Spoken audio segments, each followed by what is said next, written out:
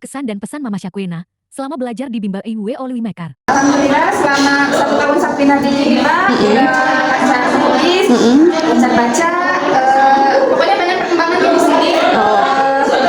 Sosialisasi juga bagus, biasanya dari rumah pendiam. Di Bimbel alhamdulillah banyak perkembangan. Apa ada keluhan selama Syakwena belajar di Bimbel IW Olwi Mekar? Alhamdulillah sih sama dia di Bimbel nggak ada keluhan buat dalam PR, dia langsung kerjain, rajin gitu di rumahnya juga.